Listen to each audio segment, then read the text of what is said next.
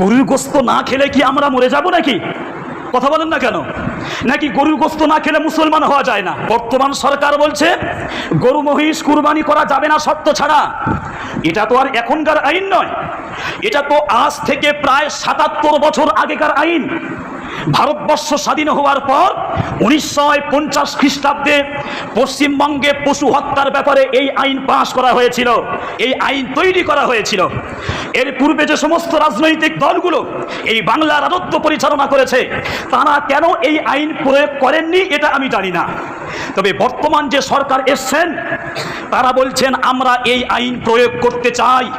এটা তো আমরা করিনি, এটা তো ১৯৫০ খ্রিস্টাব্দের আইন। আজ আমরা পশ্চিমবঙ্গে এই আইন প্রয়োগ করতে চাই, তারা কিন্তু এই আইন প্রয়োগ করবে। করলে কি আমাদের কোনো অসুবিধা হবে? জি জোরে বলেন, আমাদের কোনো অসুবিধা হবে না? গরুর গোস্ত না খেলে কি আমরা মরে যাব নাকি? কথা বলেন না কেন? নাকি গরুর গোস্ত না খেলে মুসলমান হওয়া যায় না? তাহলে গরুর গোস্ত না খেলে আমরা বাঁচবো তো ইনশাআল্লাহ। মাননীয় মুখ্যমন্ত্রী শ্রী শুভেন্দু অধিকারীর কাছে আমার একটি প্রশ্ন আছে। প্রশ্নটি হচ্ছে গোহত্যা নিষেধাজ্ঞা সংক্রান্ত একটি প্রশ্ন। সরকার গোহত্যা নিষেধ বলে একটা বিজ্ঞপ্তি জারি করে দিলেন, একটা চরম বিভ্রান্তি ছড়িয়ে পড়লো চারিদিকে।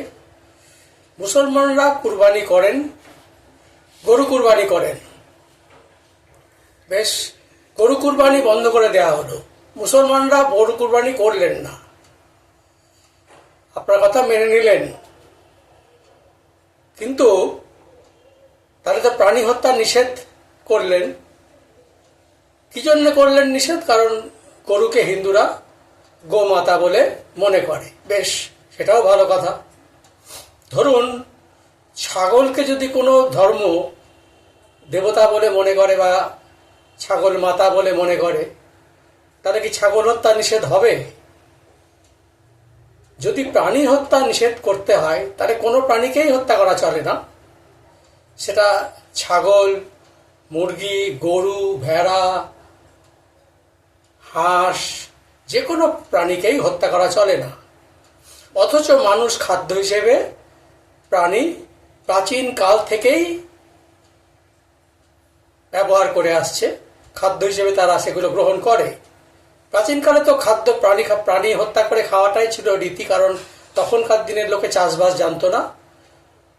যাই হোক, একটা কথা ভুললে চলবে না, সেটা হচ্ছে সারা বিশ্ব জুড়ে পশুপালন একটা বিরাট জীবিকা। এই যে বিরাট জীবিকা, সেই জীবিকাটা কিন্তু ক্ষতিগ্রস্ত হবে।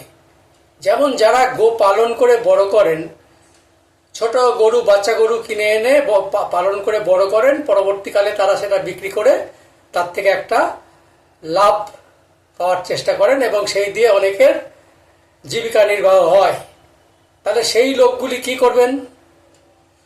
পশুপালনের মতো একটা গুরুত্বপূর্ণ জীবিকা যদি আপনি বন্ধ করে দেন, তাহলে কি করে তাদের চলবে?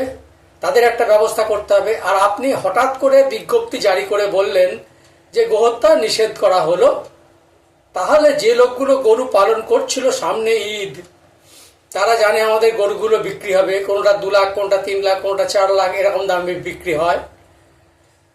সেই গরুগুলো তারা সঞ্চয় করেছেন। কারোর বাড়িতে 10টা 20টা গরু আছে, তার মানে 40, 50, 60 লাখ টাকার প্রপার্টি তার আটকে গেল।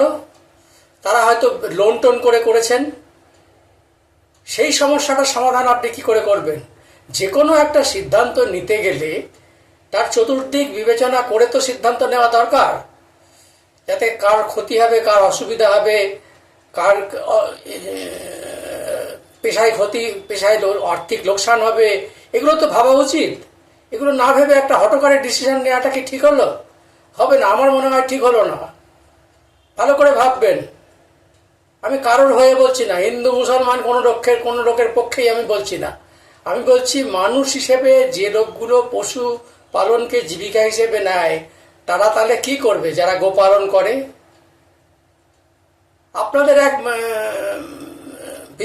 বিধায়িকা রেখা পাত্র, তিনি সদ্য উঠে এসেছেন রাজনীতিতে, প্রধানমন্ত্রীর আশীর্বাদে যাই হোক, তাতে তিনি বলে দিলেন যে গোপালন যারা করে তারা হিন্দুই নয়। এটা কথার কথা হলো?